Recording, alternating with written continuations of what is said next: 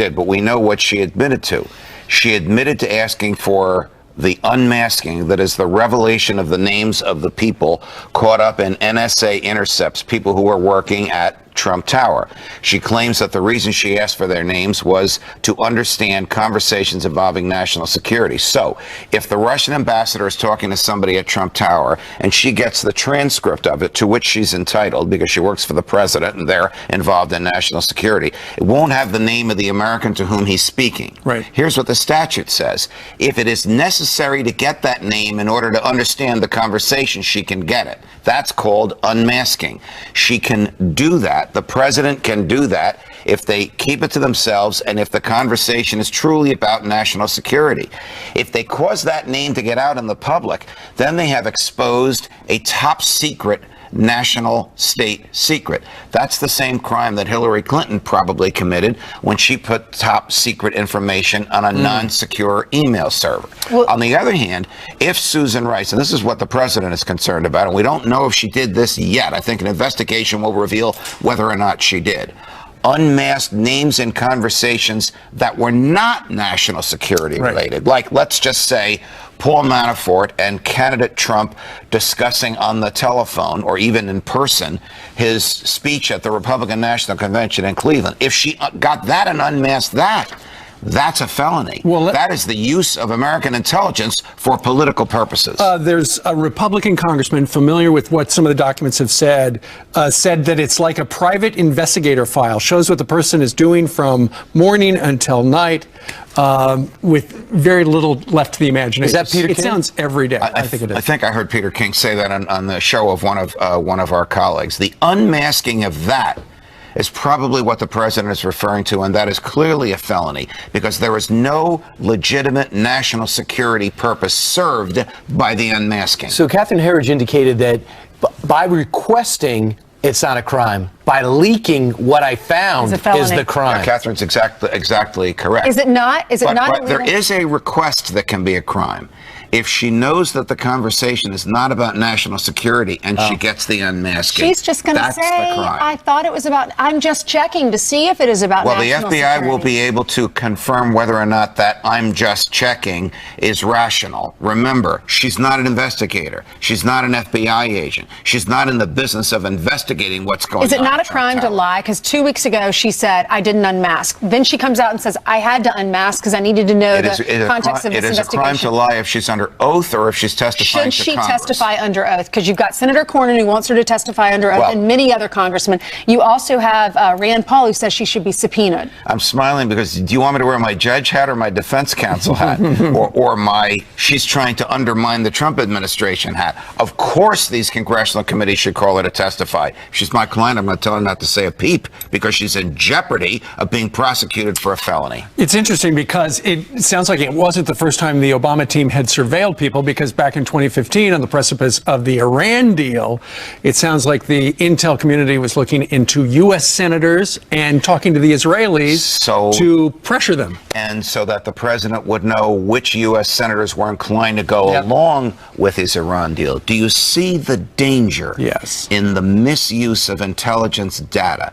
How troubles come about and rights are violated when too much private information is in the hands of the government. And to your defense, we were on the air together, and you said the Patriot Act worried you because of that. You said you're worried about where it could go. And now this has come to fruition. All right, Judge, thank you very much. Pleasure, guys. Meanwhile, straight ahead, what's more dangerous, ISIS or President Trump? What? Do I think ISIS is going to cause a threat to me living my everyday life? Not really. Do I think that the rhetoric that Donald Trump is using, do I think that that's more of a threat than ISIS? Yes, for sure. Oh, man. Next hour, we're going to talk to the reporter embedded in Harvard to hear what he learned about ISIS and the president. But first, we sent Abby Huntsman in North Carolina to have breakfast with voters. Abby, how's it going? Brian, you demanded that I find an apron, so we try to please here at Parrots Cafe. I found myself an apron, so I hope you're happy. Good job. Yeah, we are here. We're in Lumberton. Thank you, Brian. I appreciate that. We're here in Lumberton. I'm here with Chester, Tiffany, and Jonathan, talking politics, talking about why this area went Republican. It has not gone Republican since 1972. So we're going to be back right after this. Stick with us.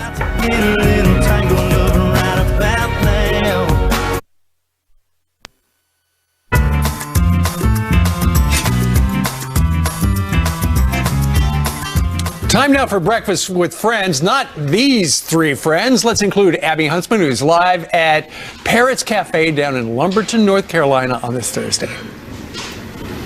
Good morning, you guys. Steve, Brian, and Ainsley. We are here. I'm going to start with Jonathan. Jonathan, you saw us on this morning. You came down here. We always love that. What do you do? I work for Image Supply. I'm a sales consultant for a Jansan company, but I have to go out of the county in order to make a good living. I have to go to Fayetteville and Fort Bragg. You say that's common here. It is. The good paying jobs are not here. You can't raise a family on what they have available in this county, so they have to go outside the county. Why did President Trump win this county this time around? It has been years since a Republican has won. Yeah, but the way he spoke was different from any Republican or any Democrat or any independent. He genuinely appears that he's going to try to make a change, and he's trying everything that he can from what I can see.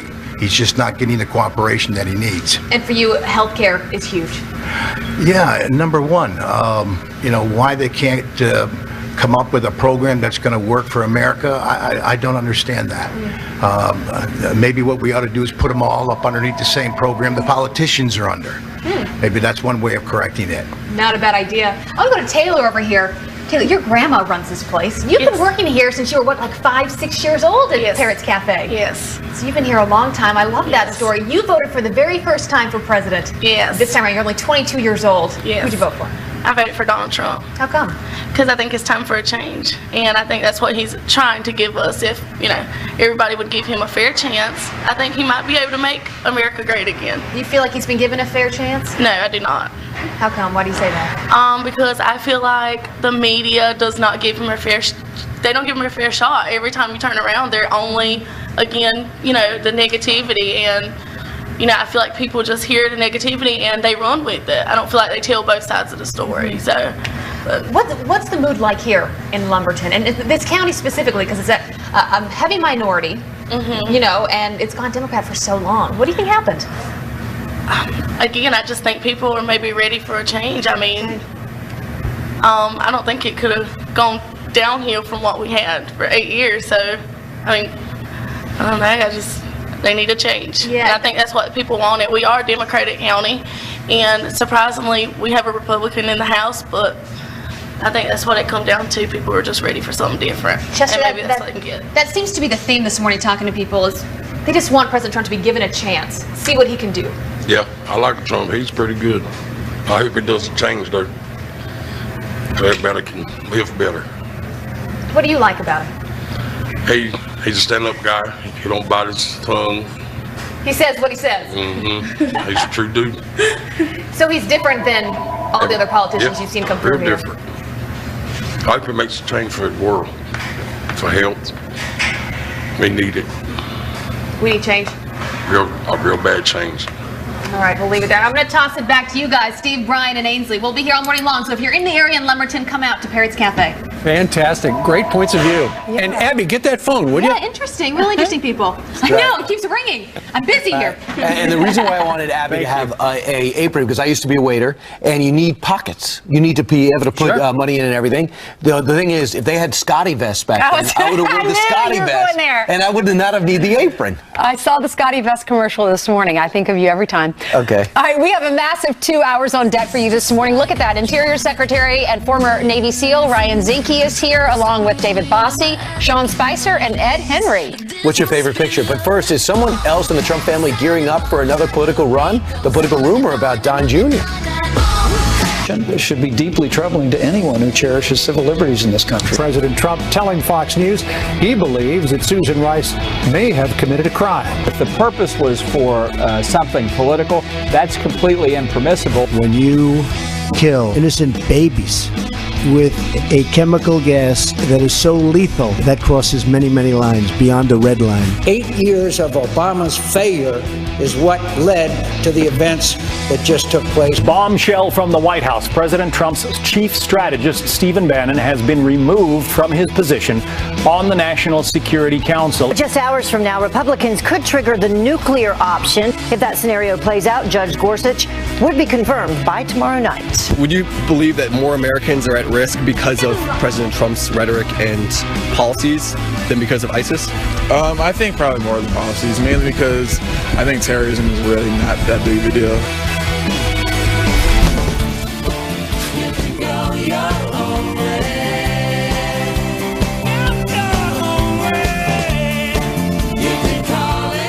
Well, Pete Hegseth is in the East Room at the White House. I think he's in charge of the stereo this morning. He is. Loves the song. Right. I know. I got this tape, too. For a penny, I got, 25 cents from Columbia House. I got all 8 tracks. A lot of times it clicks right in the middle of the song. Sure. Just like every 8 track. But here's the problem. After you get all those for a penny, then they start coming for what, $9? Yeah, for the rest of your life. So I'm praying for the end of time. You have to pay shipping and handling. The rest is free. Yes, absolutely. Ship it and handle it. Meanwhile, let's talk politics. Yep. President Trump, when asked by a reporter whether or not Susan Rice may have committed a crime in unmasking, he said yes. And you know what? Listen to the judge just about 20 minutes ago on this program saying the president could be right. She may have broken the law. Yep, and she would actually said that. Yeah.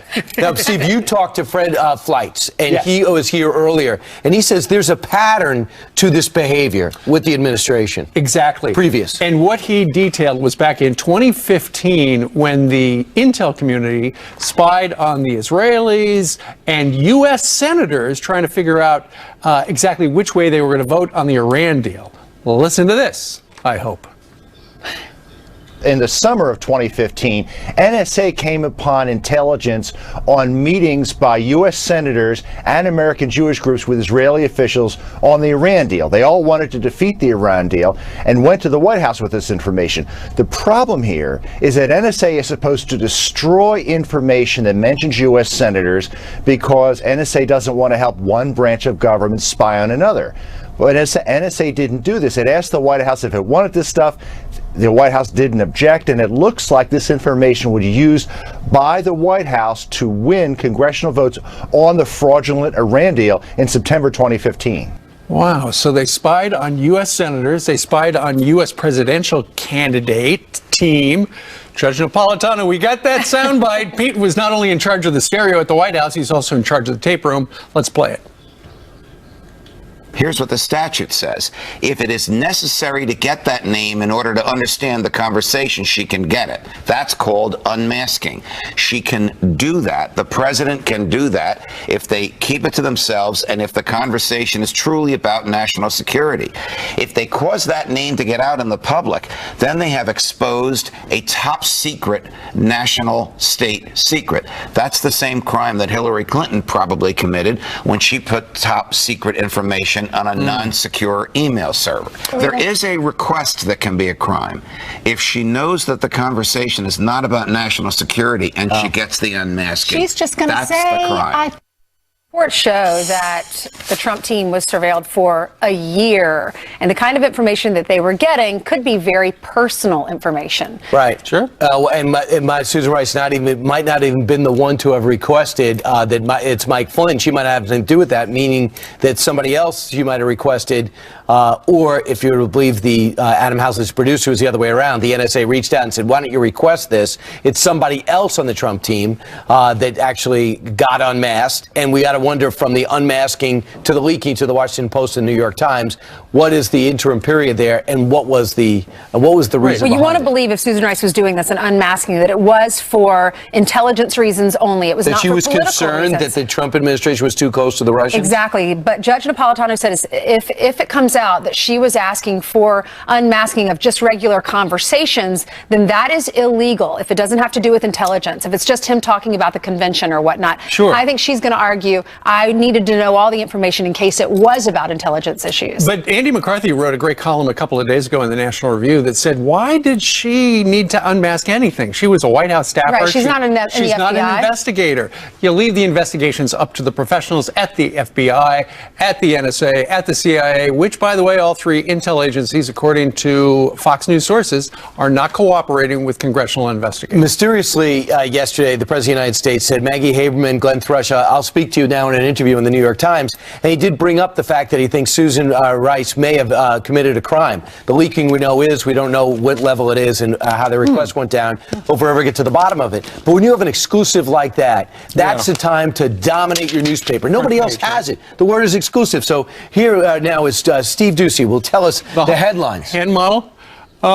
It's not on the front page. Not on the front page. I mean, you got to go back to the almost, let's see, A15, and the headline is Trump offering no evidence suggests Rice committed a crime. What is on the front page? Well, look at it on the front page. There is a quest Above there. the fold. Steve, look at this. Tale of unorthodox president stumps children's publishers. So they had trouble after the shocking election result finding a publisher to, in a very simple young adult fashion, you know this quest, to be able to write the Donald Trump story.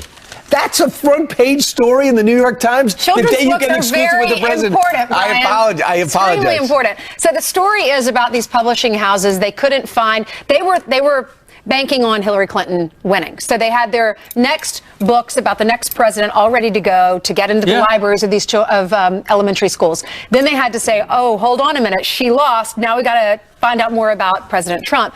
And they say that his life is too complicated to find out information. Sure. Does that belong on the front page? Does that belong on the front page? That's on the front page, rather than in the lifestyle section. The New York Post, I believe, had this is on the op-ed page. And this is Exhibit A of that kind of stuff. They're trying to bury it.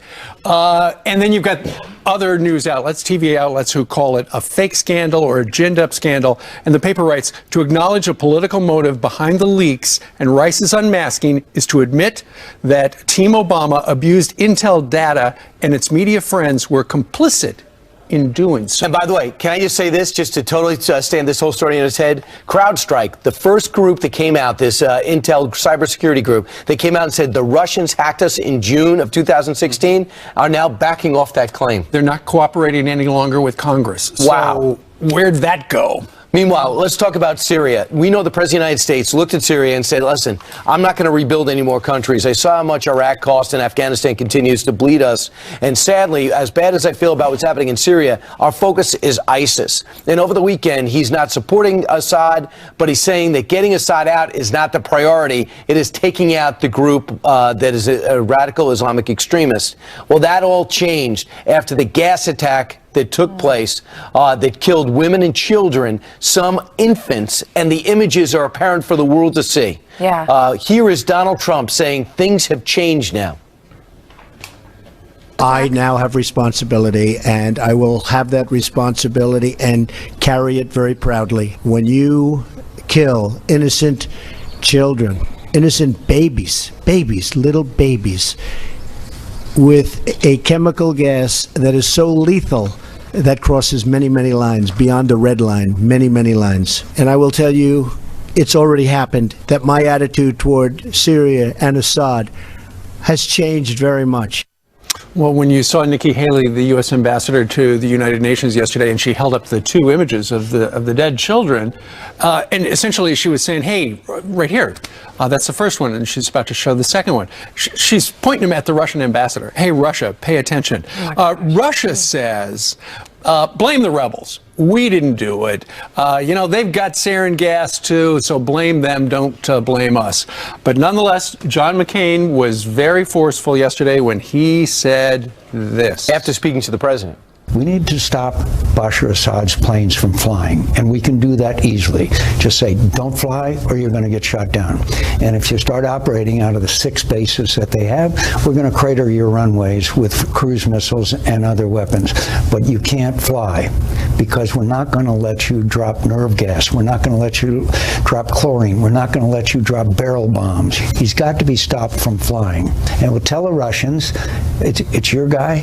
You join us in stopping him from flying and committing these war crimes. Then I would have safe zones, and there's a lot of other things. But the first thing we ought to do is stop his ability to slaughter people.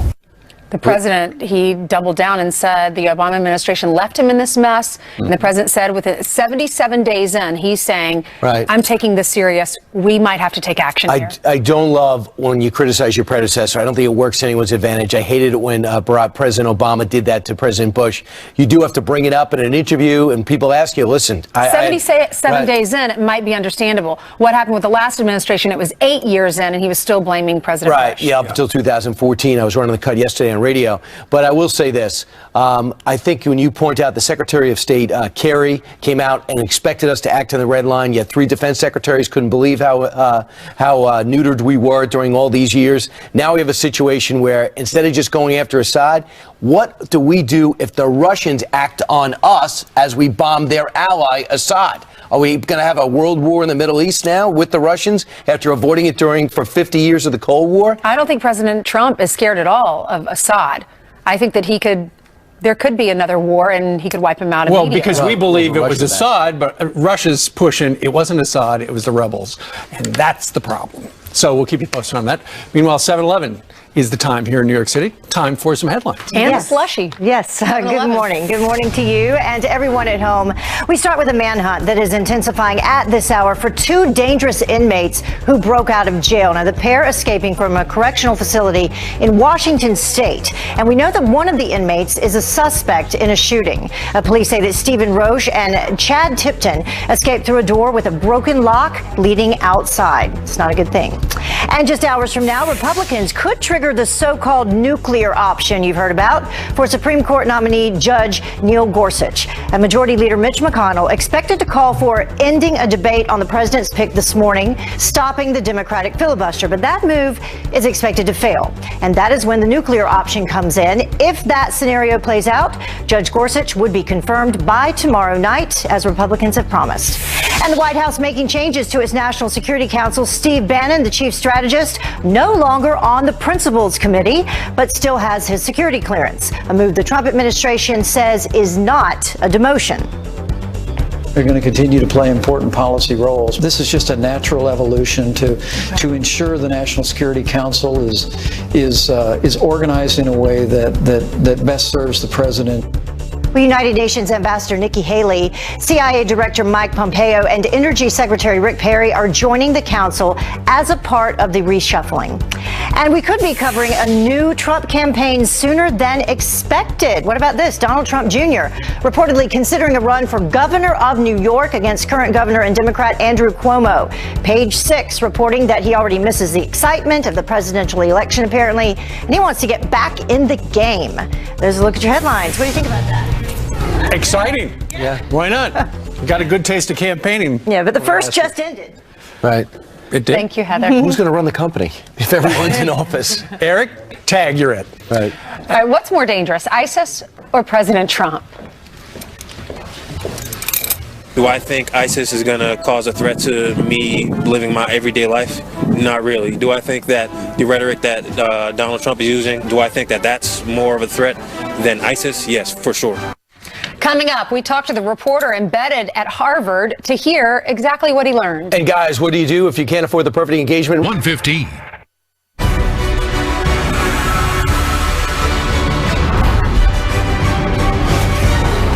All right, so call it bias by omission, so to speak. The nation's most well-known papers, the New York Times, says truth is more important than ever. The Times and Washington Post say democracy dies in darkness. Well, the Post ignored the bombshell story then of Susan Rice and unmasking of members of the Trump administration that came out over the weekend. So why aren't journalists eating this story up, even regardless of their take or what they hope will happen? Let's ask the managing editor of the Media Research Center, Brittany Hughes. Brittany, how do you explain the lack of interest, let alone the editorial where they want to dismiss it? How about the lack of interest in covering it?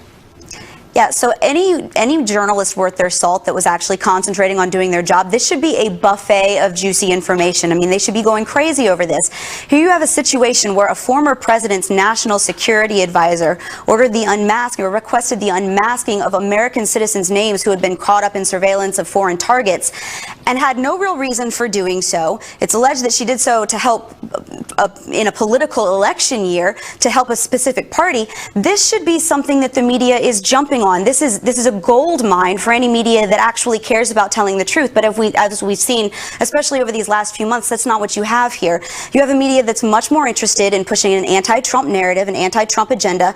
They did not want him to get elected in the first place. They're embarrassed that they called the election wrong, that their queen was not put on her throne, and they're concentrating on anything that makes him look bad and getting him out of office as quickly as possible. That's exactly what this comes down to.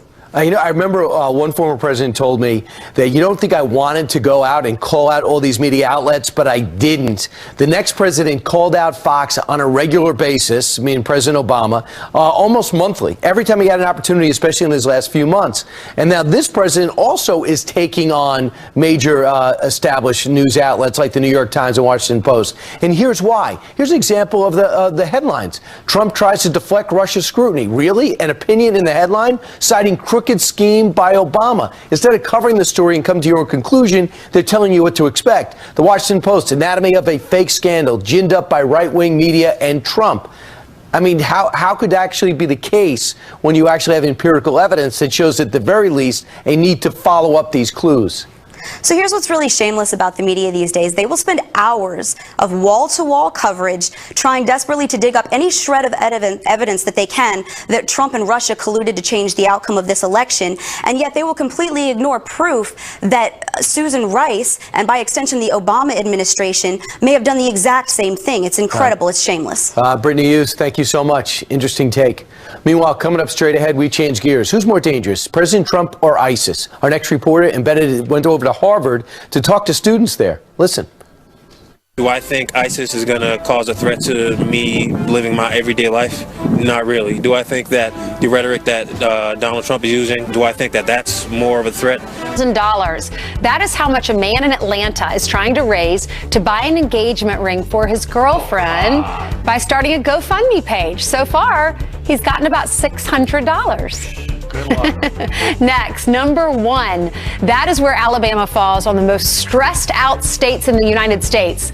That's a list compiled, and it's followed by Louisiana and Mississippi. The least stressed out state is Minnesota.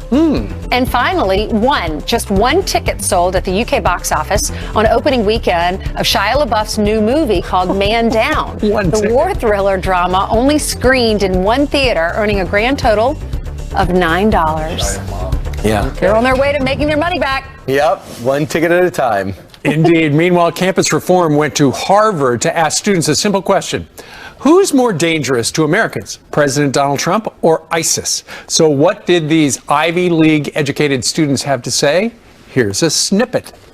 I think probably Donald Trump's rhetoric. I think probably more of the policies, mainly because I think terrorism is really not that big of a deal. I think we're more at risk because of his presidency. Do I think ISIS is going to cause a threat to me living my everyday life? Not really. Do I think that the rhetoric that Donald Trump is using and, kind of empowering these folks who have been hidden in a corner for a long time with hateful views, do I think that that's more of a threat than ISIS? Yes, for sure. All right, what's your take? Here with more is the man behind the microphone, Cabot Phillips. He's a contributor with campusreform.org. Cabot, what prompted this intriguing piece? Well, we always see students that are saying that everything threatens them in the world, and they're always being taught by the media this sensationalist idea that everything Donald Trump does must be the end of the world. So we wanted to ask students, well, just what actually scares you more, Donald Trump or something that's an actual threat? ISIS. And it's ironic, these students love their safe spaces. They always talk about their safe space. There aren't going to be too many safe spaces left in the world if you don't confront real threats head on, and they don't realize that. And I think it's coming from two main things. It's from President Obama, who they all look up to, who for so many years said, well, ISIS is the JV team. They're not this real threat. And also it's from professors in the media who, again, are constantly saying, look, Donald Trump is the real threat here, and trying to shield their eyes from actual threats to convince them of manufactured threats. So I think that's the main root of what we're seeing here. Sure. And I mean, if you go to a place, if you're spending $60,000, $70,000 a year to learn what the smart, brilliant professors have to say, and they're all like-minded like that, that's what you're going to wind up with. Besides, Cabot, at Harvard, don't they have something called the Resistance School to teach the students how to stand up to President Trump's policies? They absolutely do. They have a 4-week course that's going to teach students how they can really fight back, because apparently he's still not their president in their eyes. But while this is shocking, it's not actually that surprising, and it's not just confined to Ivy League schools. We reported last month at the Leadership Institute's Campus Reform in California, a professor was teaching students that President Trump's election was an act of terror against America, and it's equivalent of 9/11. So this is the environment for conservatives on campus. They always have professors that are throwing these ideas at them about